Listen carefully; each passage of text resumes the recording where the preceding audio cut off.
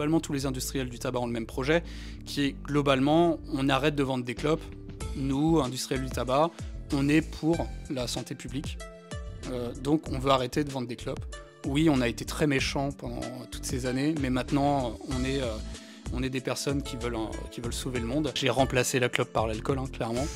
En fait, c'est marrant parce que je sais pas, quand on arrête un produit comme ça, on se donne des droits. En fait, quelque part, on fait de l'échange, tu vois. Moi, je sais que quand j'étais en soirée, je me dis, puisque je fume pas cette clope-là, je vais me recommander une pinte. Une pinte que je n'aurais pas commandée avant, quoi. Donc c'était beaucoup comme ça. Et donc c'est comme ça que j'ai commencé à beaucoup boire. Et après j'ai arrêté l'alcool, mais bien plus tard. Ah oui, teasing, t'as arrêté l'alcool il y a 2 ans. J'ai arrêté l'alcool il y a 2 ans. Ok, Ouais. on y reviendra. Beaucoup trop long cet épisode. Ça va être beaucoup trop long. Ça fait combien de temps déjà là? Et un jour, donc, l'un de ces industriels de tabac me contacte sur LinkedIn en me disant ne prenez pas peur, c'est nous. Je te jure, c'est un message dans le genre là. Wow. Laissez-moi vous appeler, je vais vous expliquer pourquoi il faut venir chez nous parce que. Bon, zut, j'ai encore pas réussi à faire plus court. Désolé. Mais entre son témoignage perso sur les addictions et ses 2 années dans l'une des 3 fameuses industries du tabac, j'ai uniquement pu couper ce qui pouvait donner trop d'indices si on le reconnaissait. Donc je vous présente Jérôme. Mais évidemment, le prénom a été changé. Bonne écoute. Salut! Ça enregistre là? Ouais, ça enregistre, mais je peux couper. Ok. Faut que je monte les 5 étages, c'est ça? Oui, t'es prêt? Okay. T'as chopé le concept et j'attends. J'ai écouté dans la voiture en arrivant. Ok. Un peu les podcasts. Il a quoi ton pied? J'ai une fracture du 3e métacarpe au pied gauche. Ça a l'air d'être compliqué et grave, et en fait pas du tout. Ça a été très compliqué et très grave. Waouh, ok. Mais pas du tout en fait. Non, ça je me suis très bien remis. Ok, tu m'as dit que tu étais genre à chanter et parler tout en montant les escaliers en courant? Oh, c'était une blague. Ok, d'accord, bon alors c'est parti.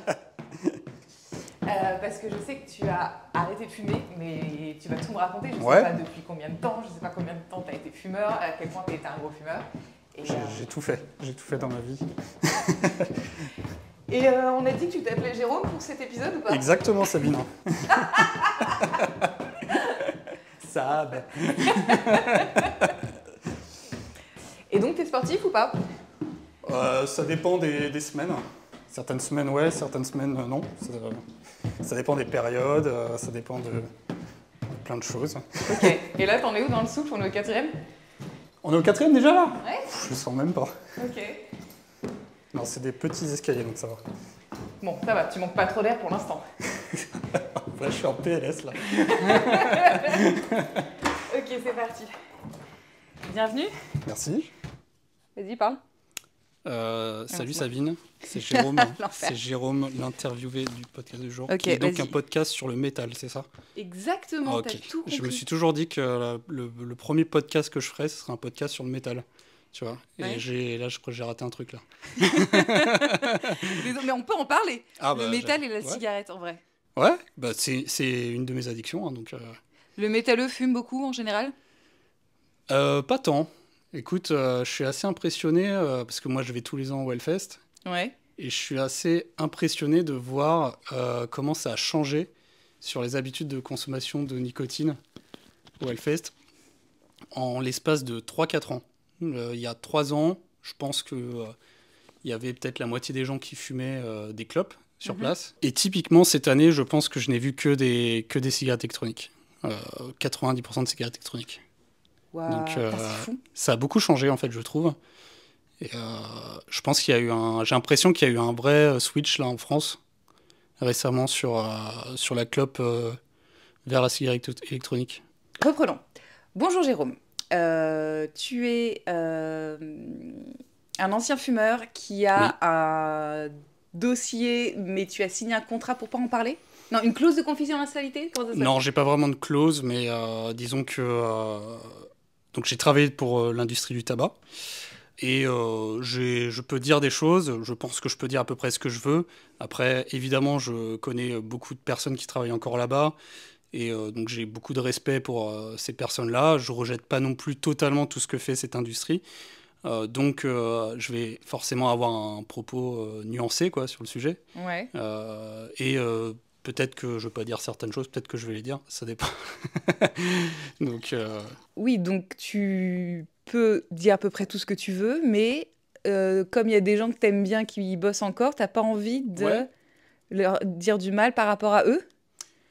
Ouais, parce que c'est, en fait, je pense que c'est un, comment dire, cette industrie, elle est assez particulière. Et je pense que quand on bosse pour cette industrie-là, on est un petit peu dans une bulle, tu vois. Ouais. Euh, Alors attends, je te coupe. Il y a 3 industries du tabac Il y a, en tr- France. alors, il y a trois, on va dire, en Europe et dans le monde, mais plutôt en Europe, on va dire qu'il y a trois gros industriels du tabac qui détiennent, on va dire, 95% des marques de clopes. Et donc, moi, j'ai bossé pour l'un de ces trois gros industriels. Tu peux donner les noms des 3? Ouais, t'as Philip Morris International, qui a son siège en Suisse. T'as British American Tobacco, qui est donc Allez. anglais, comme son nom l'indique.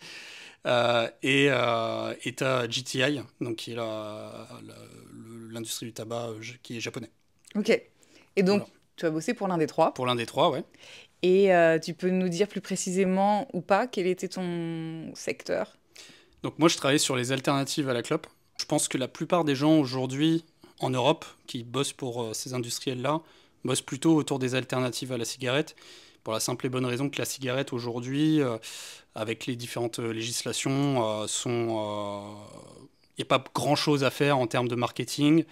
Il n'y a pas, disons que typiquement, avant, il y avait beaucoup le packaging, etc., les éventuels visuels, mais il y avait même des pubs au cinéma, dans les aéroports, etc. Aujourd'hui, tout ça, c'est à peu près fini, surtout en France. Et donc, aujourd'hui, les industriels du tabac, sur tout ce qui est clope, ne me réservent pas beaucoup de manpower. Enfin, il n'y a pas beaucoup de gens, en fait, qui travaillent sur la clope, vraiment. Par contre, il y a un vrai... les industriels du tabac, et je prends vraiment tous les industriels du tabac aujourd'hui, sont vraiment en train d'entamer une transition vers les alternatives à la clope, tout simplement parce qu'ils n'ont pas le choix en fait. Parce que bah, en fait, la consommation de clope, bah, ça baisse, surtout en Europe. Et donc forcément, une entreprise, ça cherche toujours à survivre. Hein. Donc on va dire le produit le plus logique pour un industriel du tabac, c'est l'alternative à la clope. Quand bien même ils n'y ont pas toujours été. Hein. D'ailleurs, au début, je ne sais pas si tu te rappelles, quand il y avait le début de la cigarette électronique en France, qu'il y avait des boutiques qui vendaient des clopes électroniques à chaque coin de rue, bah, les industriels du tabac étaient plutôt contre ces alternatives-là. Et force est de constater qu'au bout de quelques années, ils ont été un petit peu contraints de s'y mettre pour pouvoir en fait transformer leur modèle. Et aujourd'hui, bah, un buraliste, il vend peut-être autant de clopes électroniques, de tabac à chauffer que de clopes, en fait. Alors, on va y revenir et je voudrais que tu nous parles de toi en tant qu'ancien fumeur et en tant que... Comment tu t'es retrouvé à bosser pour eux? Ouais. Donc moi, je pense que j'ai un parcours de fumeur assez classique. C'est-à-dire que j'ai commencé à fumer à la fin du collège pour me la péter. Je me rappelle de ma toute première clope, je pense que c'est un souvenir impérissable. J'étais à un nouvel an, donc j'étais en troisième, je crois. J'étais très amoureux d'une fille. Et c'était des secondes. Moi, j'étais en troisième. Ah Hein, là là, donc, c'était des grands et tout. c'était des grands. Et évidemment, bah, ils fumaient tous des clopes. Et puis, bah, moi, je fumais pas de Oh. clopes, quoi. Donc, j'ai fumé ma première clope en entier en me forçant à avaler la fumée pour plaire, en fait, à cette fille-là. Et je suis tombé dans les pommes et j'ai vomi. Mais non! Et il était même pas Chat. minuit. Il était même pas minuit.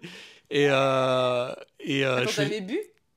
bah, je pense que je devais même pas avoir beaucoup bu en fait. Hein. C'était vraiment la cigarette quoi. C'est la première fois que je fumais que j'avais déjà crapoté avant, mais c'est la première fois que j'avalais la fumée en fait. Ok. Et, euh, c'était terrible parce que en plus après mes parents sont venus me chercher. Oh là, J'étais malade, d'en mourir après toute la nuit. Mes parents sont venus me chercher voilà. Putain, et ce trauma, il t'a pas dissuadé? Bah écoute, non, parce que après, tu vois, ça a été bah, la troisième, le début du lycée. Euh, Bon, tu l'as chopé cette meuf ou pas? mais pas du tout. Tu te Mais souviens de pas son du tout. prénom? Même pas. Je pense que je l'ai effacé de ma mémoire. Ok. Moi, j'ai le droit de raconter ma vie ou pas? C'est le but, hein, je crois. Ouais, moi, ça m'intéresse. Après, on peut couper au montage si c'est pas Je pense que, pertinent. je pense Mais que tu vas beaucoup couper. Non, mais en fait, moi, je prenais un bus très tôt pour aller au... meilleur début d'histoire. Ça va être très très long cet Ça va épisode. être très très long, je te signale. On a le droit d'aller jusqu'à combien? 2 heures, 2h30, ça ouais. Voilà, vas-y, le bus très Donc je très prenais un tôt. bus très tôt pour aller au collège et pareil au lycée. Et donc j'arrive à 7h, tu vois, même avant 7h.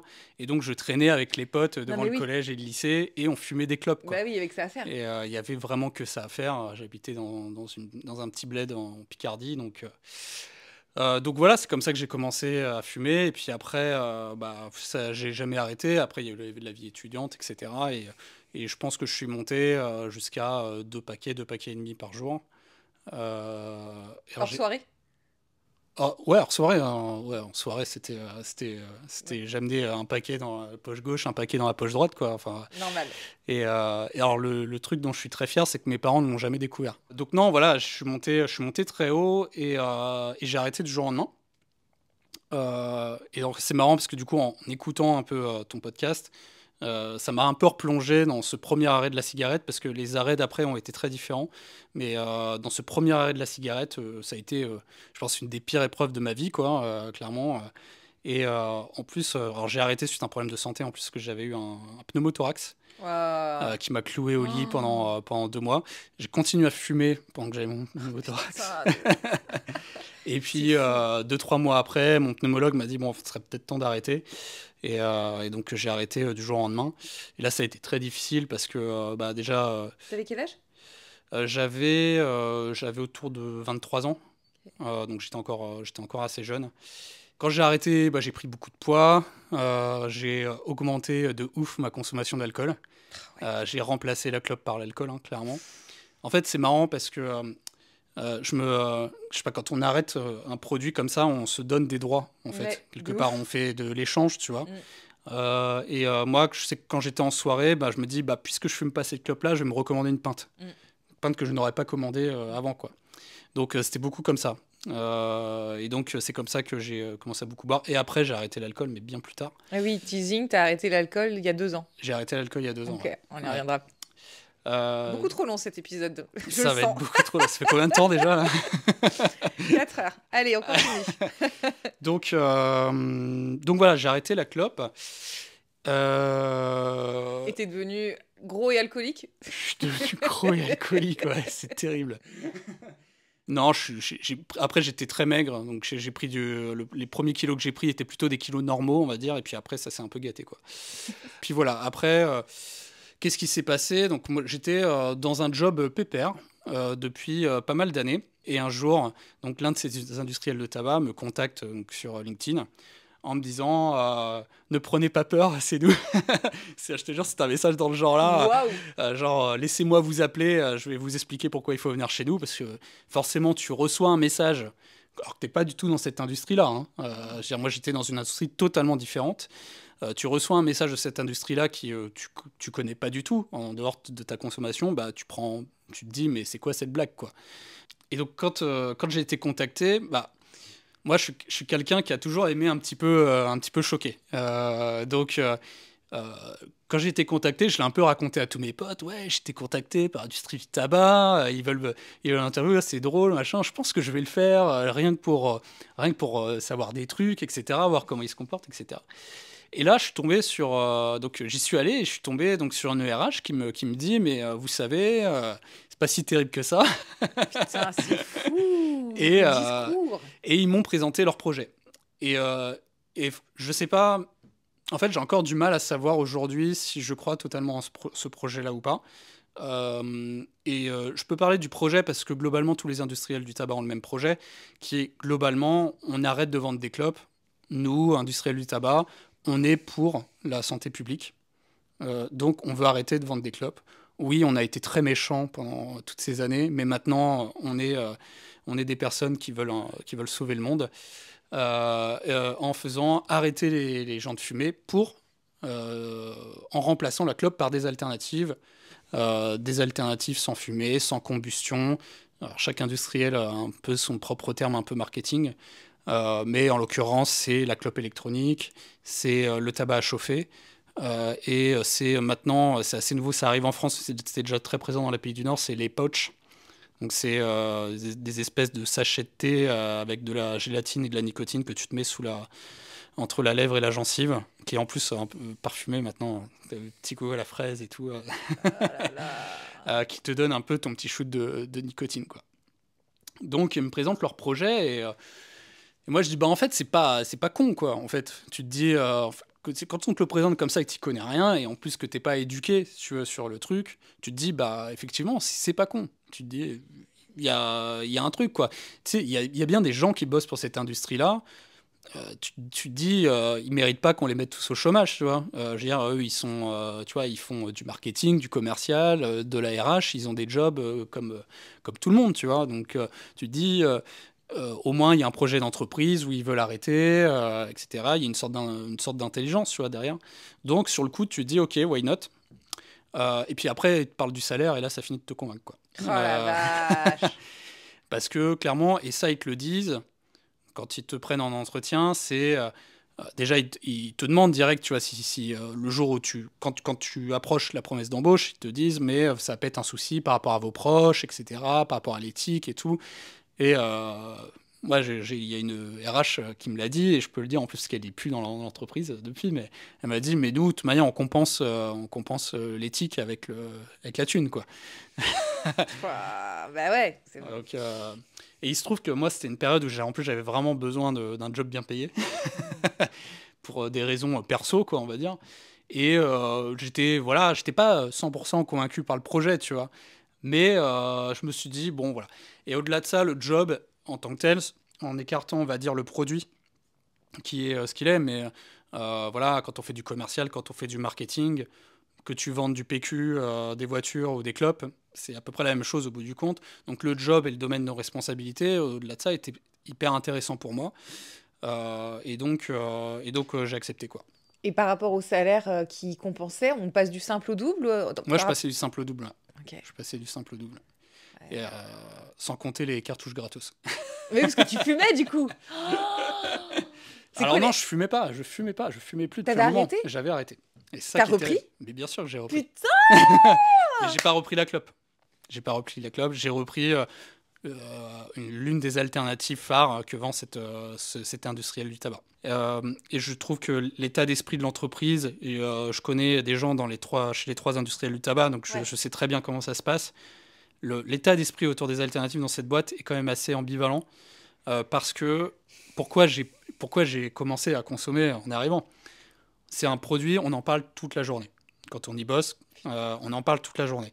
Donc toi, tu t'imagines, après avoir arrêté la clope, alors c'est peut-être le mauvais exemple, parce que toi, t'en parles beaucoup de parler, mais t'en parles, on va dire, pas de la même manière que chez un industriel du tabac, tu vois. Mais t'imagines, tu vois, après avoir arrêté, toi, tu parles tous les jours du produit. Tous les jours, et en plus, tu dis comme il est bien, le produit. Comme le Ah là produit là. permet de Faut sauver qu'on des va- vies, parce que comme le produit est qualitatif, parce que bah, tu vois la clope électronique, le machin, le device, il est un peu brillant, il y a un beau logo, il est un peu C'est chromé et tout. stylé. C'est stylé. C'est un marqueur de statut social, tu vois. Il y a des études marketing, tu vois, qui sont faites par ces industriels-là, qui vont regarder, tu vois, à quel point le device, l'appareil, la clope électronique, peu importe, quand tu t'assois à la terrasse d'un café, que tu le sors sur la table, c'est quoi l'effet que ça fait aux gens, comme quand tu sors le dernier iPhone, tu vois. Là, tu vas sortir le dernier Ah truc, ouais. et est-ce que c'est un marqueur, on va dire, de posture sociale? Oui, non, et tu as X% des gens qui vont te dire ouais. Putain, c'est fou. Et Ok. donc voilà, en fait, ce qu'il faut voir, c'est que les industriels du tabac, ils conçoivent pas les alternatives comme l'ont conçu en fait les vendeurs de cigarettes électroniques, qui ont plutôt conçu des produits qui étaient fonctionnels.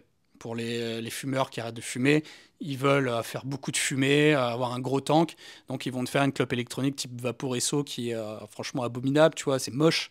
Mais eux, ils vont plutôt construire des produits qui sont des marqueurs sociaux, qui sont jolis, qui donnent envie, etc. Et c'est peut-être là où ça pose peut-être un problème, tu vois. Donc voilà. Et donc c'est vrai que dans ces boîtes-là, tout le monde consomme les alternatives, t'en parles toute la journée. tu as aussi un sentiment d'appartenance, tu vois. Tu bosses pour une boîte comme ça. En plus, c'est des boîtes, mine de rien, il y a assez peu de monde qui bosse dans ces boîtes-là. Hein. C'est des PME, hein, les industriels du tabac. Mais non. Tu as les commerciaux qui sont qui font la tournée des bureaux de tabac, mais au siège, il n'y a pas beaucoup de monde parce que tu as peu de marketing. Tu peux pas faire beaucoup de marketing, tu vois, en France. Donc en France, chez les industriels du tabac, tu as peut-être 200, 300 personnes qui bossent au siège. Par contre, tu vas en Russie où le marketing les vannes sont totalement ouvertes. Là, tu as peut-être 3000, 5000 personnes. Donc ça dépend vraiment des pays. En France, c'est des petites PME, quoi. Donc tu as un espèce de petit cocon, tu vois, dans ces boîtes-là, qui parfois, voilà, on en pose ce qu'on veut. Moi, personnellement, j'ai pas beaucoup aimé ça. Mais qui explique aussi pourquoi je suis très attaché encore à certaines personnes qui y travaillent. Donc voilà. Et du coup, tu connais les autres industries du tabac? Ouais. Parce que comme c'est un petit monde, Alors, en fait, bizarrement, je les ai plus connus après. Je les ai rencontrés dans d'autres cercles, on va dire. par hasard, tu veux dire? Non, d'autres cercles. Ok, je pose pas plus de questions. Mais non, parce qu'en fait, quand tu es dans cette boîte-là, tu as vraiment une culture du secret C'est fou. qui est officiellement pour protéger l'entreprise légalement. Ce qui fait que tu parles pas aux autres industriels du tabac. Et surtout, tout ce qui sort de l'entreprise doit être checké par le légal. Et alors, c'est marrant parce que du coup, j'écoutais le podcast de Alice, c'est ça, Mhm, qui parlait de son job en agence. mhm. Et donc, elle disait exactement la même chose. Hein. C'est-à-dire qu'en fait, tout ce qui sort doit être contrôlé, double-checké, etc. Nous, c'était à tel point que le directeur général lui-même vérifiait le moindre flyer qui sortait devait être vérifié, relu mot à mot. Enfin, bref, tu as une grosse culture du secret qui renforce un peu ce sentiment de cocon, tu vois, dans cette boîte. Donc, Ouais, t'as un état d'esprit un peu. Il y a une forme d'élitisme parce que tu te sens un peu à part, un peu différent, un peu au-dessus ou. il y a clairement un élitisme. Mais c'est pas, C'est pas, peut-être pas- pas le bon mot, mais. Si, moi je pense qu'on n'est pas loin de ça. Pourquoi? Parce que l'élitisme, je pense, il est lié au discours de l'industrie du tabac sur ce qui se passe globalement en France.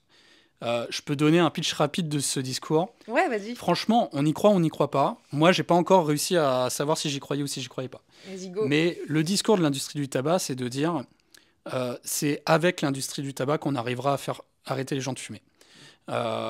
Et aujourd'hui, en France, tout le monde est contre les industriels du tabac et les associations anti-tabac les premiers et par voie de conséquence l'État. Ce que disent les industriels du tabac en France, c'est que les lobbies des associations anti-tabac sont beaucoup plus forts que les lobbies des industriels du tabac. Et je pense que c'est vrai. Et ce que dit l'industrie du tabac également, c'est que l'État français ne fait absolument rien pour faire arrêter les gens de fumer. Force est de constater que c'est vrai. Ça, c'est pas l'industrie du tabac qui le dit, c'est les chiffres. En France, on n'a pas réduit, je crois qu'on a réduit d'1% la prévalence tabagique depuis 20 ans. C'est dramatique. Il y a 20 ans, il y avait un tiers de fumeurs en France. Aujourd'hui, il y a un tiers de fumeurs en France. Tu as des pays comme l'Angleterre. Il y a 20 ans, ils avaient 45% de fumeurs. Aujourd'hui, ils en ont 15%. Parce que l'État n'a fait qu'une seule chose, c'est augmenter les prix. Donc ça, c'est encore une fois, hein, c'est le discours de l'industrie du tabac. Et donc, l'État a augmenté les prix, les gens, ils ont perdu du pouvoir d'achat, et ça a provoqué du trafic illicite de clopes. Et ce qui est un problème, c'est, selon l'industrie du tabac, qui donne aussi un problème de santé publique, parce que c'est des clopes qui sont moins contrôlées, etc., qui potentiellement peuvent être plus dangereuses pour la santé. Donc voilà, donc c'est vrai que l'industrie du tabac, aujourd'hui, le discours qu'elle porte, c'est l'État ne nous aide pas, il faudrait que l'État nous aide pour nous permettre de faire notamment du marketing sur les alternatives à la clope.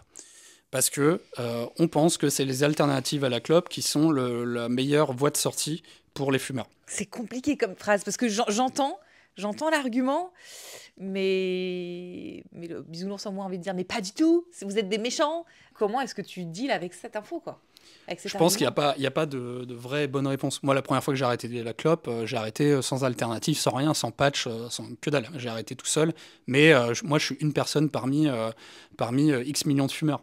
Il y a des gens qui vont y arriver en passant par la clope électronique et sans autre moyen, et d'autres non. Enfin, le problème, c'est d'avoir un discours unique parce qu'on cherche à vendre un produit derrière. Je pense que c'est ça le problème.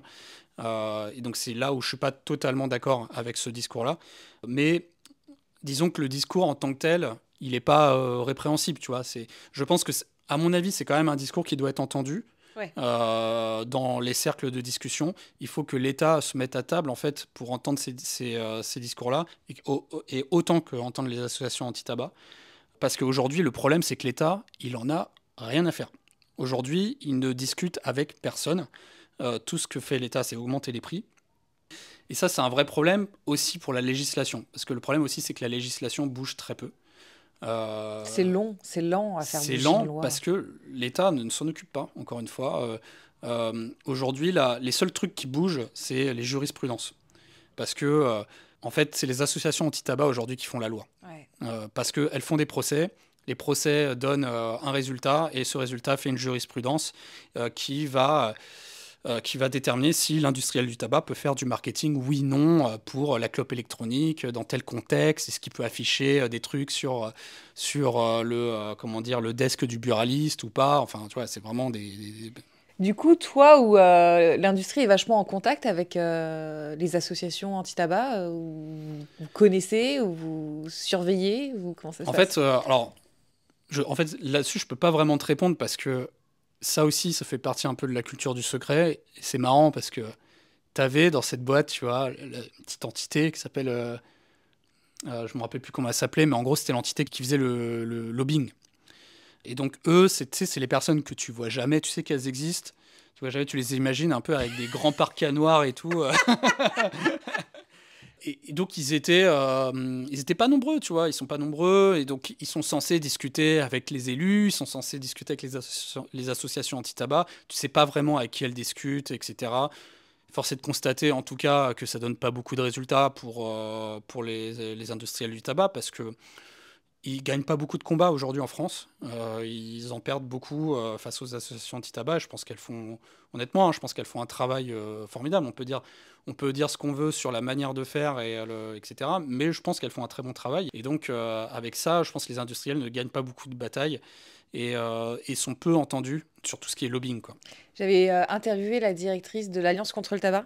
Et donc, elle me disait qu'elle se sentait un peu comme David contre Goliath, mais qu'elle finissait quand même par gagner des batailles. Mais là, ce que tu sous-entends, c'est que l'État ne les soutient pas assez. C'est parce qu'il les finance pas assez, ou... Tu parles des Ouais. associations anti-tabac? Ouais, je pense que, en fait, aujourd'hui, l'État, ils soutiennent personne. C'est juste quelque chose dont ils ne s'occupent pas. Ouais, c'est ce que j'avais compris, parce que Act disait, bah, nous, on marche aussi au don, parce que du jour au lendemain, selon ce qui se passe au gouvernement, Mhm. bah, on peut ne plus du tout avoir de subventions.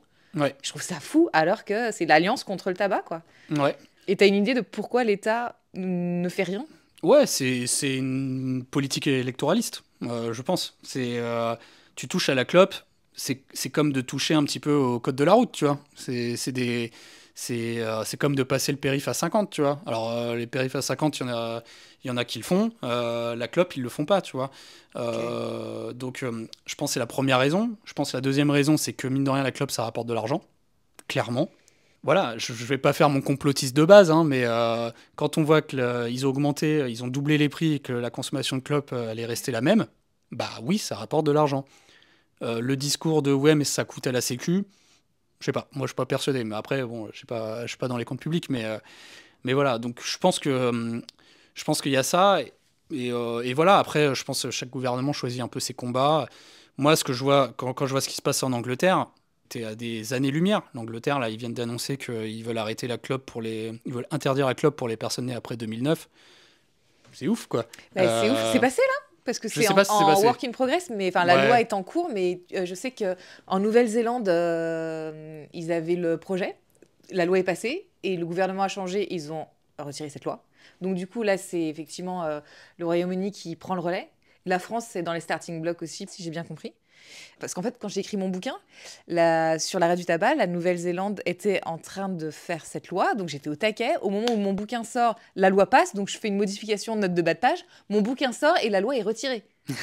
Je suis là, vous foutez de ma gueule. Ils ont fait exprès pour t'emmerder. Donc, ouais, non, mais c'est trop stylé. Donc, du coup, ce que fait Ouais. le Royaume-Uni, mais je sais que en France, j'en discutais avec l'Alliance contre le tabac, et le projet est en cours aussi. Ouais, et Et ça prend du temps. ça prend du temps. Et en plus, je pense qu'il y a. Alors, je vais quand même pas totalement critiquer la législation, tu vois, parce que, tu vois, typiquement, il y a l'interdiction des puffs. Bon, ça fait 3 ans qu'on en parle, hein, l'interdiction des puffs. Ouais. Je pense que ça va finir par arriver, parce que ça, c'est une catastrophe. C'est une catastrophe, la puff. C'est une Et catastrophe. tout est une catastrophe. Santé publique, écologique, c'est une catastrophe Exact. écologique. Bah, moi, j'habite à côté d'un collège lycée. Franchement, moi, j'hallucine quoi de voir les puffs à la sortie des collèges lycées. Tu vois pas de clope, hein, sortie des collèges lycées. Hein. C'est fini la clope. Donc, euh, donc voilà. Et pour le coup, et ça, pour revenir, parce que tu vois, j'ai quand même une cohérence dans mon discours.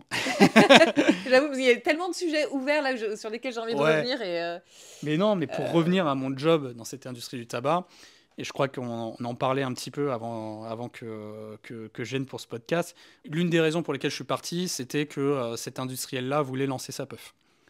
On m'a demandé de m'occuper de la partie reverse logistique, recyclage de ces puffs-là. Et ça a été un enfer. Je me suis occupé de ce truc-là. J'ai fait tous les scénarios possibles et imaginables pour voir comment on pouvait recycler des puffs. C'est, spoiler alerte, c'est inrecyclable. Il est impossible de recycler une puff. C'est impossible. Personne te l'apprend. Le seul truc que tu peux faire, c'est les brûler et faire de la valorisation énergétique. Donc, super. donc, voilà. Et puis, Rien qui limite, va. limite, le recyclage est plus polluant que même la fabrication de la puff, tu vois. Enfin, Ouais. donc, Et donc toi, t'as enquêté pour savoir si c'était possible. T'as dû être effaré. Te dire, bah. en fait, disons que c'est pas de la faute de l'industrie. Enfin, comment dire disons qu'on peut rien faire. Techniquement, c'est pas écologique. Tu peux pas. C'est impossible. C'est un produit, il ne doit pas exister pour que ce soit écologique. Il n'y a pas de programme de recyclage comme peut le mettre en place Nespresso, etc. Non, ça n'existe pas. Fini, il faut oublier. Tu as une résistance, tu as une batterie, tu as du plastique. C'est trop compliqué à recycler. Personne ne peut arriver à le faire. Donc ça, si tu veux. Déjà, ça a été un peu le coup de grâce, quoi, parce que déjà, on te dit, on va te lancer une puff, parce que Mais bah, putain. clairement, la puff, c'est un peu l'Eldorado de comment dire, de la marge. Hein.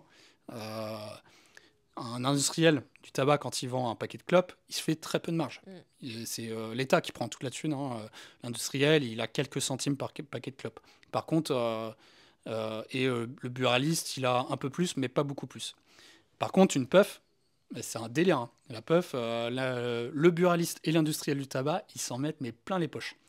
Il y a même des buralistes, ils achètent des puffs sur Wish, tu vois. Ils achètent ça 20 centimes la puff, tu vois, et puis ils te la vendent 6 balles, tu vois. C'est un délire. Donc forcément, les industriels du tabac, ils y vont, quoi. Ça se vend comme des petits pains, quoi. Les trucs, c'est des bonbons, les trucs. Donc voilà, et donc, moi je suis parti à ce moment-là parce que je pense qu'il y a d'autres raisons, hein, c'est pas la seule raison, mais forcément quand tu n'es plus aligné, on va dire, avec le produit que tu vends, tu fais un choix et tu pars, et je suis parti pour un job en plus un peu moins bien payé et tout, donc voilà, mais je regrette pas du tout. Et donc, C'était- du coup, tu t'es sevré de la. Non, aujourd'hui, alors, je suis pas totalement sevré. Aujourd'hui, en fait, comme j'ai arrêté de boire aussi, ça a été compliqué pour moi de me dire j'arrête tout en même temps. Et j'ai arrêté de boire à peu près au moment où j'ai quitté cette boîte. Aussi, je travaillais beaucoup et donc je comblais, on va dire, tout toutes ces heures de travail, tout ce stress, on va dire. Je compensais ce stress avec du coup la consommation cigarettes électroniques, etc. et avec l'alcool. Fou. Donc quand je suis sorti de là, j'ai arrêté l'alcool. Ça a été, je pense, le plus grand combat de ma vie. Ça a été l'arrêt de l'alcool. Waouh. Peut-être à peu près à égalité avec la clope, mais la clope, ça fait plus longtemps. Donc c'est plus. Et puis j'ai repris la cigarette électronique, etc. Donc c'est plus gris pour moi. Alors que l'alcool, c'est du jour au lendemain, c'était beaucoup à rien. Donc c'est voilà. Donc voilà, j'ai arrêté. Maintenant, je consomme cigarette électronique, mais assez raisonnablement, on va dire. Même certains jours, je consomme pas. Je fume pas de clope. Je pense que j'ai appris aussi à détester l'odeur de la clope. Je pense que c'est peut-être une des choses qui fait que je reprends pas la clope, c'est surtout l'odeur. C'est con, chacun ses trucs, hein, mais voilà. Et maintenant, je me sens parfaitement heureux. Attends, tu parlais de cigarettes, de cartouches de clopes qu'on te filait quand tu bossais là-bas? Ouais, deux cartouches par mois de clopes. Ouais. Waouh. Ouais. Et donc, il y a un petit trafic, vous les revendez à des potes, vous les donnez, tu les fumes. Je sais pas te dire. Ok. Pas moi en C'est tout cas. juste, c'est Moi pas. je l'ai fumé. Je me dis, c'était pas forcément intéressant, mais c'est des petits fun facts que je trouve Ouais, ouais. intéressants de me dire, ah ouais, c'est comme ça que ça fonctionne. Mais c'est vrai que ça étonne Ouais. toujours les gens quand Mais tu oui. dis. Alors qu'en fait, toi, quand t'es dedans, ça t'étonne pas, quoi. Mm. C'est marrant parce que quand t'es dans ces boîtes-là, y a plus rien qui t'étonne, en fait. Et c'est quand t'en sors ou que t'en parles aux gens autour de toi que les gens te disent ah ouais, mais c'est dingue, machin. Et tu dis oh, bon, ouais, c'est normal, en fait. Ouais. Euh, Et donc, il y a cette idée que ce sont les méchants. Et toi, une fois que tu passes dedans et que tu écoutes certains arguments, tu dis non, mais c'est pas aussi dichotomique que ça, c'est pas aussi Ouais. catégorique. On peut pas non plus dire c'est les méchants. Ouais, après, je pense qu'il y a, tu vois, je pense que d'une manière générale, dans la vie, il faut peut-être éviter d'être trop manichéen.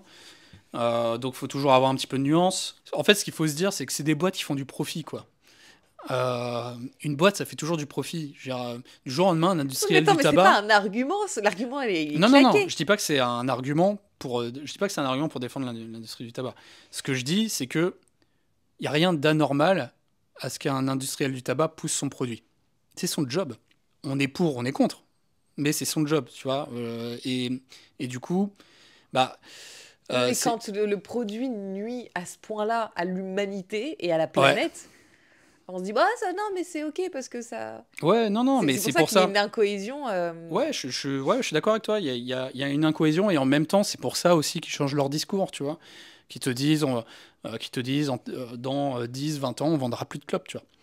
Alors que, en fait, quand tu y es, je pense la première année, tu y crois et après, tu te rends rapidement compte que c'est faux. Ah ouais? Pourquoi tu penses, en fait, tu te dis, c'est peut-être vrai en Europe. Peut-être en Europe, c'est vrai.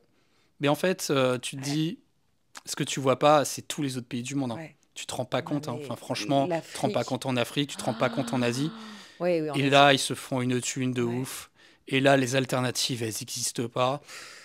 Là, il y a du marketing. Et là, bah, en fait, quand tu regardes par le prisme France-Europe, voilà, mais quand tu regardes ailleurs, tu te dis, mais jamais ils arrêteront. C'est pas possible. Donc, pourquoi Monsanto, ils arrêteraient de vendre, tu vois? Le truc, c'est que c'est légal, en fait, aussi. C'est ça qu'il faut se dire. C'est que ce qu'ils font, c'est légal. Donc, pourquoi ils le feraient pas? Putain, c'est dur. Mais Mais en fait, je pense que du coup, du fait de mon expérience là-bas, j'ai séparé le côté éthique et le côté entreprise, tu vois. Peut-être que... T'as séparé l'homme de l'artiste finalement. exactement. Parce que moi, j'ai encore du mal à savoir ce que j'en pense, tu vois. Euh, mais euh, t'es obligé de séparer les deux. En te disant, bah en fait, éthiquement, c'est peut-être pas très bien, mais en fait, l'État, il est d'accord. Tu vois? Non, l'État, il est d'accord. Donc, du coup, aujourd'hui, comment tu te sens par rapport à ça? Parce qu'en fait, moi là, je t'attaque pas du tout. Peut-être que Ouais. j'ai une réactivité, mais faut pas que tu le prennes personnellement. Mais c'est juste, Non, j'essaie de non, je le comprendre. prends pas du tout personnellement. Mais j'imagine que Surtout que moi, je dis rien, en fait. J'essaye de dresser de manière la plus objective un état de la situation. Parce que en soi, moi, je pense que effectivement, si on pouvait ne respirer que de l'air, ce serait mieux. Tu vois ce que je veux dire? Enfin, moi, je veux arrêter de fumer. C'est mon prochain combat, c'est d'arrêter la clope électronique.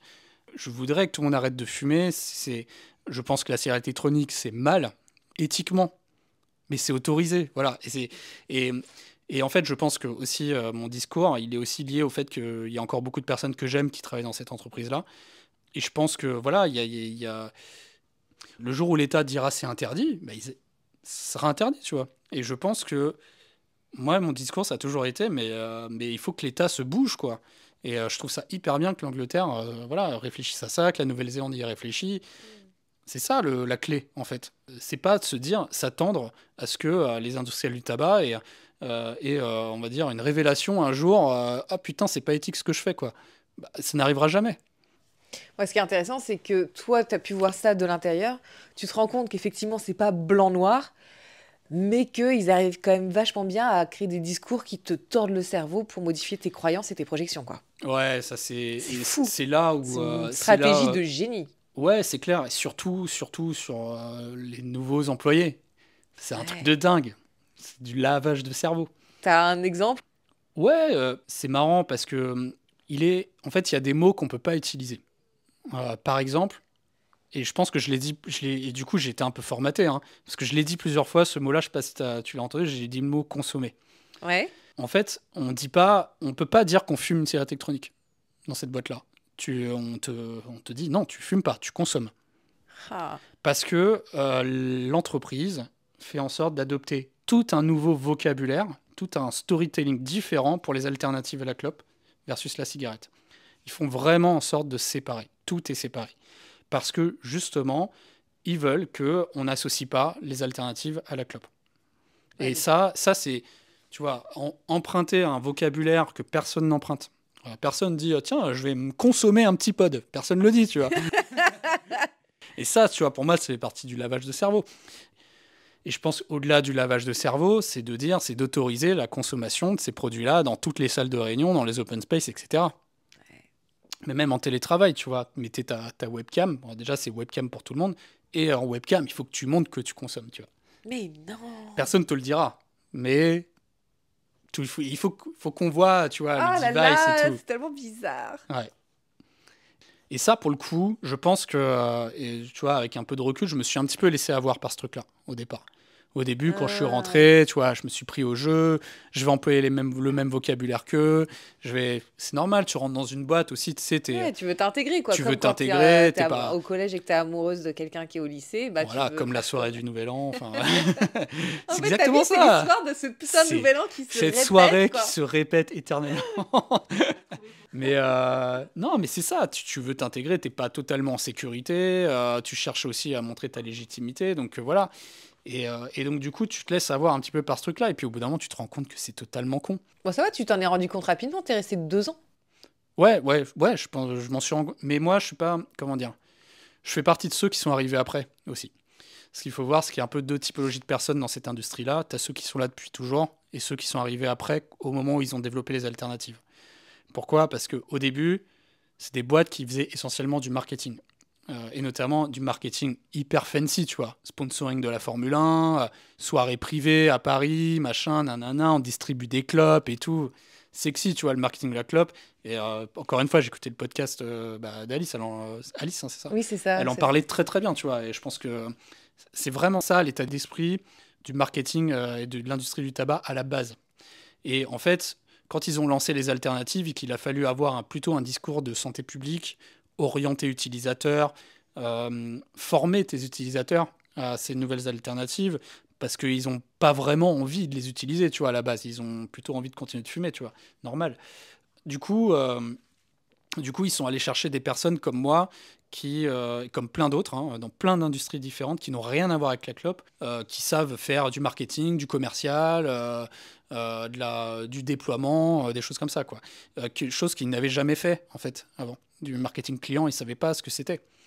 Euh, donc c'est pour ça que... Et du coup, les personnes comme moi, qui ont été des sortes de greffes, si tu veux, après coup, dans ces industries-là, ça a été, je pense, plus difficile pour nous.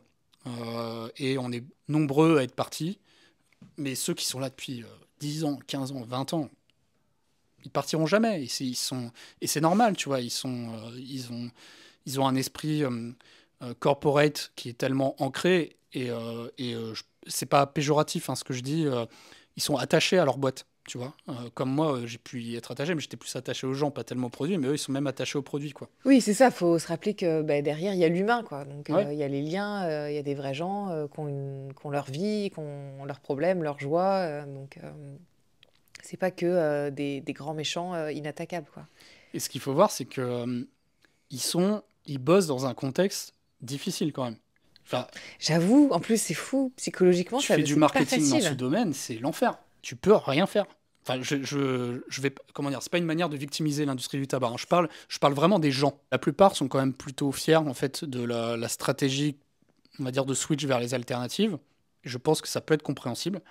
Mais voilà, ils sont dans un contexte difficile. Ils sont, je pense, traumatisés à chaque procès qui est intenté par les industries du tabac parce qu'ils se disent, Ah ouais. en fait, ils sont pas tellement dans oh mon Dieu, l'industrie du tabac va mourir. C'est pas ça leur sujet. Leur sujet, c'est moi, je fais du marketing, je fais du commercial, je fais telle et telle activité. Si demain ce procès il va au bout, bah, je pourrais plus faire ça. Je pourrais plus faire ce type de marketing, je pourrais plus faire ce type de commercial et mon job va perdre du sens.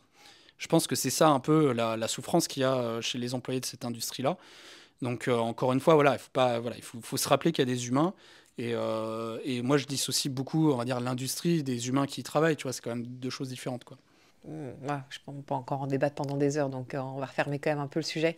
Est-ce que, du coup, par rapport à cette époque-là de ta vie, tu voudrais, là, tu as le micro, tu voudrais dire quelque chose que tu n'as pas eu l'occasion de dire, donner ton avis, un sentiment, quelque chose qui n'est pas assez entendu, dont on ne se rend pas forcément compte. Enfin, je sais pas, c'est l'occasion pour toi de dire quelque chose.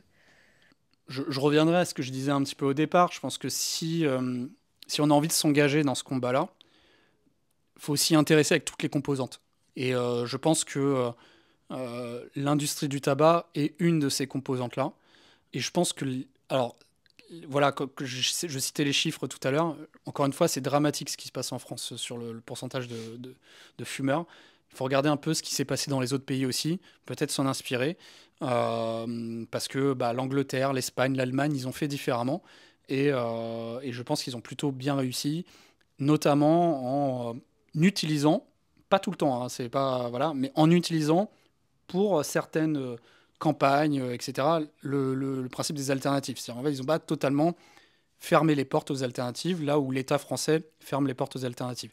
Je ne dis pas que c'est la solution, j'en sais rien, je suis pas député, je suis pas, voilà, je fais pas les lois, je suis pas militant non plus, mais je pense que, en tout cas, ça vaut le coup de regarder toutes les composantes, quoi. Ok. Et toi, ce qui t'a arrêté parmi ces composantes, c'est la pollution ou la vitrine Je pense qu'il y a, ouais, en fait, le discours de base, j'en ai beaucoup parlé là sur le switch aux alternatives, est intéressant. En disant que c'est un discours qui est entendable. Mais en fait, la réalité des choses, ouais, comme je disais, voilà, quand un industriel du tabac, il fait switcher un fumeur vers des alternatives, bah, en fait, c'est bien pour lui, mais le problème, c'est qu'il n'a pas tellement envie qu'il arrête. Il a pas, ensuite, une fois que le fumeur, c'est pas français ce que j'ai dit, Non, non, là. une fois que le fumeur est passé à la clope électronique, il a pas envie, l'industrie du tabac n'a pas envie qu'il arrête d'acheter des pods, ou du liquide, ou peu importe. Donc, et ça, je pense que c'est le problème. Au même titre que la puff, qui est un problème parce que ça fait rentrer des nouveaux fumeurs dans le monde de la nicotine, qui plus est très très jeune. Moi, j'ai une fille de 5 ans, ça me fait flipper, quoi. Enfin, J'allais te poser la franchement, question, quel discours tu vas tenir par rapport à elle? elle me voit fumer la clope électronique et elle déteste ça. Donc ça me rassure. Mais moi, ce qui me fait flipper, c'est être l'arrivée au collège, quoi. Enfin, franchement, si on a toujours les puffs, toutes ces merdes qui traînent, ou alors peut-être que ce sera les pouches, tu vois, ou j'en sais rien ce que ce sera, mais il y aura sûrement quelque chose encore. Mm. Et ça, il y a aussi ce truc là du produit à sniffer là. Ah, mais quel enfer ce truc! Non, mais Mais il n'y a attends, rien qui c'est un va. truc de ouf. Mais attends, J'ai cru que c'était une blague, moi, au mais début. c'est un délire. Le kit du nouveau coquet, quoi. Mais tu sais que moi, enfin, pour le coup, je pense que c'est trop récent pour que j'ai pu le voir, mais moi, je suis sûr que les industries du tabac s'y intéressent. Bien sûr. Moi, c'est ça qui m'a fait partir, tu vois. Et je pense que j'ai été quand même naïf, hein. Il faut le dire. J'ai été naïf au départ. À refaire, Euh, tu le referais? alors, à faire aujourd'hui, non. Mais est-ce que je regrette de l'avoir fait? Non. Pourquoi? Parce que, Bah, la thune, déjà. ouais, C'est une non. donnée importante. C'est une donnée importante. Après, non, je pense que je regrette pas, surtout parce que ça m'a appris plein de trucs. Ça m'a appris sur moi-même aussi. Des trucs que tu n'aurais pas pu apprendre ailleurs, mec. Euh, je sais pas.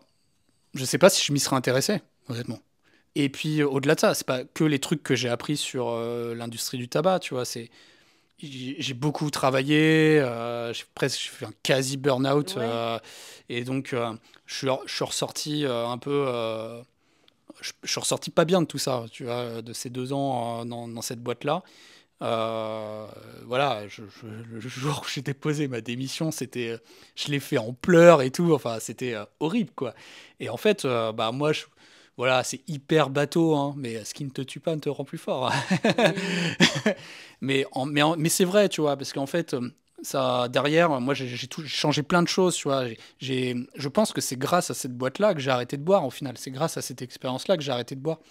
Et aujourd'hui, je me remercie tous les jours d'avoir arrêté de boire. Franchement, encore une fois, je le disais au départ, c'est un des plus grands combats de ma vie. C'est encore un combat aujourd'hui, mais aujourd'hui, j'estime que c'est plus, on va dire, de la fierté, du bonheur que de l'effort, tu vois. Donc, Tu veux développer un peu cette partie-là de toi, de sevrage d'alcool ou de ce qui s'est passé, ou nous ouais, raconter ce que tu as envie de raconter? ouais, moi, j'aime beaucoup en parler parce que déjà, il y a pas enfin, peut-être dans ton domaine, oui, mais moi, j'entends pas beaucoup de personnes en parler. Et j'entendais aussi dans un de tes podcasts, et je veux réagir là-dessus parce que j'étais outré aussi Vas-y, de vas-y. l'interview de Léa Salamé. Parce que moi, c'est Ouais. intervenu 6 mois. Oh, C'est c'était intervenu, dur ça. je sais plus, 6 mois, un an après mon arrêt de l'alcool. J'ai entendu ça. Franchement, j'avais envie de tout casser. Ouais, J'avais envie de tout casser. Pourquoi? Parce que moi-même, je l'ai entendu des ouais, dizaines de fois. ouais. Et je l'ai entendu, mais je l'ai entendu par des personnes, je sais que c'est des personnes idiotes, tu vois. Et pour pas être grossier, tu vois. On a le droit d'être Euh, grossier, on s'en fout. je l'ai entendu de personnes, c'est des connards, tu vois. Ouais. Des connards! Des connards, tu te dis, ouais, t'as arrêté de boire, putain, t'es chiant. Et en plus, tu fumes plus de clope. Tu vois, t'es chiant. Et je l'ai entendu. Le t'es chiant, je l'ai Ouais. entendu, mais des dizaines de fois, quoi. Et, et quand j'ai entendu ça, j'ai vu cette séquence. J'ai en plus, moi, quand il en a parlé, Artus, franchement, j'ai vu dans ses yeux la vérité. Je me dis, j'ai vu les yeux d'un addict. Et je me suis reconnu, tu vois, quand il en a parlé. Tu vois, ça m'a foutu les poils, tu vois. Moi, quand j'entends parler quelqu'un qui est addict, parce que de l'arrêt de quelque chose, moi, ça me fout les poils parce que j'ai tellement souffert, on va dire, dans l'arrêt de la clope et dans l'arrêt de l'alcool, que je suis tellement admiratif de cette personne-là. Parce que voilà, c'est un énorme combat. Et quand je le vois en parler et que je vois Léa Salamé réagir en disant bah, vous êtes devenu chiant en fait, je me dis putain, mais c'est quoi tout ce chemin qu'on a à faire, quoi. C'est hallucinant. Et je trouve qu'on a fait, pour le coup, la clope, les chiffres le disent pas, le montrent pas, mais je trouve quand même que dans les mentalités, on a fait du chemin. Ouais. Sur l'alcool, on est vraiment au début de l'histoire, quoi. Surtout en France. Surtout en France, c'est terrible. Et alors, t'avais aussi fait référence dans ce même podcast, je crois, à Claire Touzard, Oui. qui, je pense, fait partie de ces personnes-là qui m'ont beaucoup aidé dans mon combat. D'ailleurs, c'est marrant parce que je crois 6 mois après avoir arrêté l'alcool, je lui ai envoyé un message sur Insta et tout. J'ai tellement envie de lui dire Mais merci alors que je grave. l'avais jamais rencontré, tu Non, vois. mais je comprends. Et moi, je l'avais rencontrée quand elle a sorti son deuxième livre féminin. J'étais Ouais, allée la voir parce que je venais de finir mon manuscrit, que j'ai pas encore trouvé de maison d'édition. Et en fait, l'une des euh, personnes qui m'a aidée, c'est son bouquin parce qu'il n'y avait pas de livre comme elle sur l'arrêt du tabac. mm, Et moi, j'avais besoin de quelqu'un qui a les mêmes galères que moi, quoi. Je veux pas un bouquin sur le tabac qui m'explique, bon, ben voilà les étapes, le ouais. verre d'eau. Non, en vrai, ta gueule. Raconte-moi comment t'en chies parce que là je me sens seule au monde, alors j'ai envie de crever. Pourquoi est-ce que pour les autres ça a l'air d'être simple? Et elle, la manière dont elle parle de son sevrage, bah, je me suis reconnue même si c'était pas du tout le même produit. Ouais. Et, Oui, je pense qu'il y et a. donc j'ai écrit mon livre un peu sur ce même concept de journal de bord. Mais finalement, au bout de quelques mois, j'ai dû arrêter de boire parce que j'avais compensé par l'alcool. Et je me suis dit, oh putain, je suis à ça de devenir alcoolique. Et du jour au lendemain, presque, enfin, si, il y a eu un déclic. J'ai arrêté l'alcool pendant 3 mois sans Ouais, une goutte parce que, pour plein de raisons, notamment pour vérifier où j'en étais par rapport à ouais. ça parce que c'était chaud. Et putain, mais la vie sans alcool, c'est trop bien. C'est trop bien. C'est horrible de dire ça parce que, enfin, je suis très contente de pouvoir en parler avec toi. Il y a deux, trois personnes dans mon entourage qui vivent ça aussi. Mais waouh! Alors, c'est trop bien, mais Socialement, c'est ça. compliqué. Ouais. Pardon, je t'ai coupé, vas-y. Non, non, non, non, c'est moi qui ai commencé de couper, donc. Non, mais en fait, tu connais cette expression, le pink cloud. C'est une Non. expression qui est beaucoup employée par les addictologues. Je suis plutôt pour l'alcool hein, et les drogues, je pense. Peut-être moins pour la clope, parce que je sais pas si ça le fait pour la clope ou pas. Mais en gros, on dit, quand t'as arrêté l'alcool, t'as en gros le premier mois qui est difficile parce que t'as l'addiction physique. Moi, j'étais accompagné, enfin, je veux dire, moi, je pense que j'avais une vraie addiction physique. J'étais accompagné par un psychothérapeute, par un psychiatre et un médecin addictologue. Ouais, ok. J'étais hyper bien entouré médicalement. Ok. Mais du coup, pour reboucler, je pense que j'ai vraiment eu besoin du livre de Claire Touzard parce que c'était limite trop cadré médicalement. J'avais besoin aussi de personnes, tu vois, qui en parlent, quoi. Et, euh, et en fait, les addictologues parlent du pink cloud, qui est en fait cette période où tu vis une sorte de lune de miel, Oui. comme un peu au début d'une relation amoureuse, en fait. Pourquoi? Parce que quand tu arrêtes de boire, quand tu as bu tous les jours pendant des années, quand tu arrêtes de boire, bah, tu dors mieux, t'es de meilleure humeur, parce que l'alcool, hein, ça a un effet dépressif. Hein. Tu te réveilles le matin, t'es dépressif. La gueule de bois, la dépression fait partie des symptômes de la gueule de bois. T'arrêtes de toujours avoir une gourde à côté de toi pour boire en permanence. T'arrives à réfléchir. Enfin, tu réfléchis mieux, tu vois. Tu t'es moins con, en fait. Et après, moi, j'ai eu un moment de bad après. C'est que en fait, il y a eu le côté social après, qui a été hyper difficile à gérer pour moi. Pourquoi? Parce que je pense que socialement, je me suis beaucoup construit autour de l'alcool et de la clope d'ailleurs. Mais la clope, c'était plus par intermittence, parce que j'ai arrêté quelques années, j'ai repris, etc. Mais souvent, ça allait ensemble. Et, euh, et, euh, et tu vois, typiquement, moi, il y a un truc que j'ai découvert, incroyable, c'est que je pensais être quelqu'un d'extraverti. Euh, J'étais persuadé, tu sais, quand je faisais les tests de personnalité, etc., moi, j'étais tout le temps, je Qui était ressortais le E et toujours. pas le I, quoi. Voilà, et parce que je pense que, tu vois, peut-être ces tests-là, tu y réponds un peu comme aussi tu as envie, hein, donc voilà. Et parce que, en fait, moi, j'étais le bon copain de soirée, quoi. En plus, moi, j'avais un alcool très. Tu vois, pas du tout l'alcool violent, j'avais l'alcool très joyeux, je finissais jamais en pleurant, tu vois. J'étais toujours l'alcool très bien, tu vois, l'alcool social, nickel, tu vois. J'étais le bon compagnon de soirée. Et puis, bah, en fait, du jour au lendemain, je me suis rendu compte que les soirées, c'est chiant à mourir, quoi. Enfin, la plupart des soirées que j'avais, c'est hyper chiant, quoi. En fait, tu te rends compte que et du coup, bah, tu te dis, mais putain, j'ai plus de vie sociale. Au début, tu évites les soirées, on va dire intentionnellement, parce que tu te dis, ça va être plus facile pour arrêter. Bon, ça, du coup, tu te dis Clope pas. ou alcool confondu, les deux fonctionnent. Les deux fonctionnent, tout à fait, on est d'accord. Donc, tu te dis, ouais, alors du coup, je vais pas aux soirées, mais ça va reprendre plus tard. Je reste le mois d'avant, c'est juste sans la clope et l'alcool. Et après, tu commences à y retourner. Tu te dis, au bout de 3 mois, 4 mois, 5 mois, tu te dis, bon, allez, mes collègues me font l'appel du pied depuis des mois pour que j'aille aux soirées. Donc là, je retourne aux soirées. Et là, tu te rends compte, mais putain, mais en fait, ces personnes-là, je les apprécie même pas. Je te parle de collègues, hein, je parle pas de potes, hein, mais collègues, je les apprécie pas, en fait. Qu'est-ce que je fous dans cette soirée? Et donc, c'est marrant, moi, j'ai fait des soirées lunaires. Je suis arrivé à 20h, je suis reparti à 20h30. Au départ, je partais parce que j'avais peur de retomber dans l'alcool, et après, je partais juste parce que je m'emmerdais, en fait. Et que j'avais fini mon Coca Zéro, et que en fait, mais c'est con, on n'a rien à se dire. Alors qu'avant, tu vois, bah, j'aurais enchaîné les coups, et avant, quand tu es alcoolique, tu sais, tu provoques des soirées, même. C'est toi qui crée les soirées. Tu provoques des amitiés, tu provoques des prétextes, tous tes prétextes c'est à boire. Et donc, du coup, tu te crées une vie sociale. L'alcool est le point de départ de ta création de vie sociale. Et donc, du coup, là où c'est très difficile quand tu arrêtes l'alcool, c'est de revenir, enfin, de te reconstruire un toi. Tu changes totalement, en fait. Tu t'apprends à te connaître. Ouais.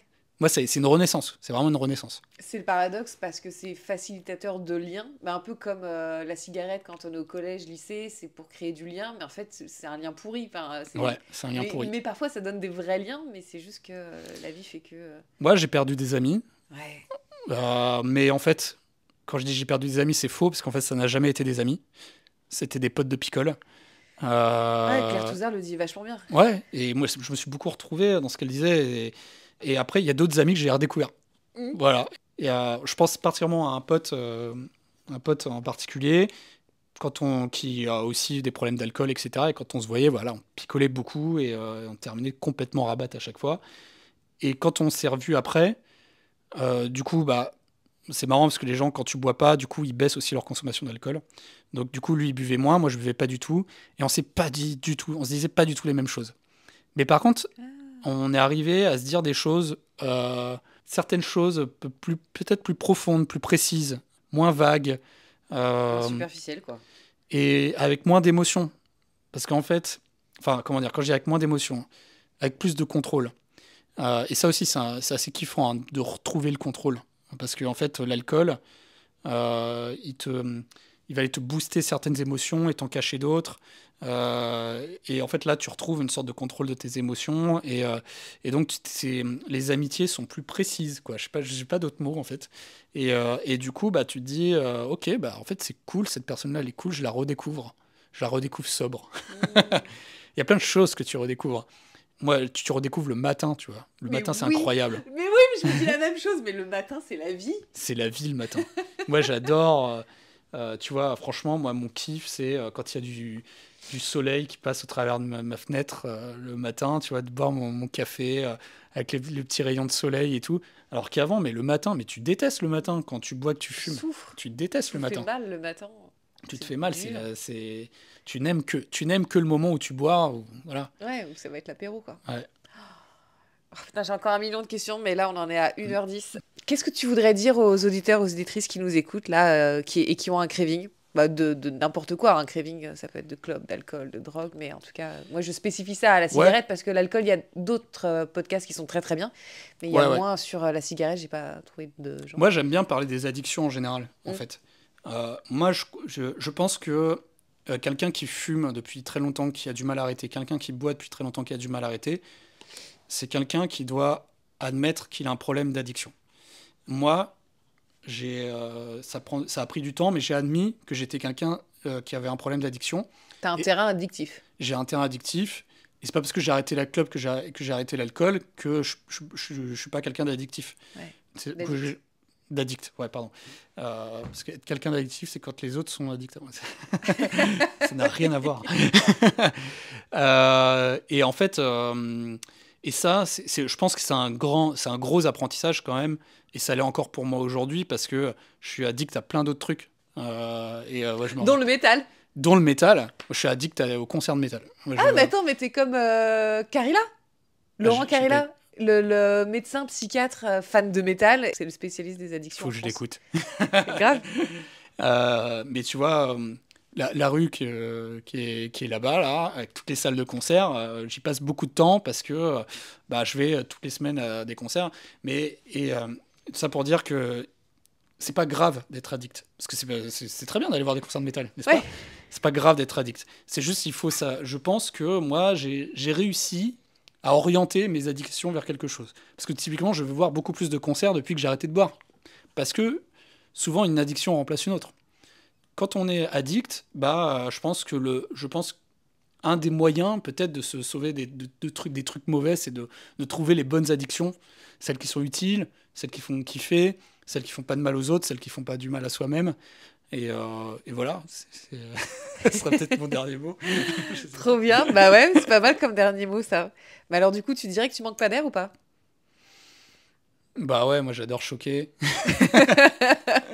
Non, ouais, je manque pas d'air. J'espère que tout ce que j'ai dit sur l'industrie du tabac ne sera pas mal pris parce que c'est pas du tout le but, tu vois. Et j'ai essayé de parler un peu avec sincérité. Et je pense pas avoir raison sur tout. Mais c'est vrai que tu dis des choses qui peuvent faire débat, mais il faut bien contextualiser tout ce que tu as dit et pas du coup sortir du contexte des morceaux de phrases. Et donc, je trouve que tu nous as bien expliqué ton avis, ce que tu as vécu, ton point de vue.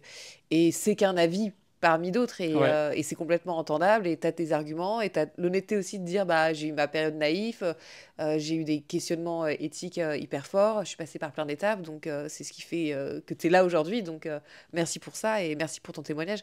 Évidemment qu'on ne pourra pas faire taire les gens qui ont envie de faire des commentaires négatifs, les gens qui ne comprennent pas, un peu comme ceux qui disent t'as arrêté telle ou telle addiction, t'es chiant. Bon, tant pis pour eux. Bon, en tout cas, merci beaucoup d'avoir partagé toutes ces infos, ce temps, et merci pour cette authenticité. Avec grand plaisir. J'espère que cet épisode vous a plu. Rendez-vous lundi en 15 C'est-à-dire pas lundi là, mais celui d'après. En attendant, likez, commentez, partagez, abonnez-vous, blablabla. Mais surtout, je vous souhaite dans la joie ou dans la galère, parce que ça dépend des jours. Bon courage sur le chemin du sevrage.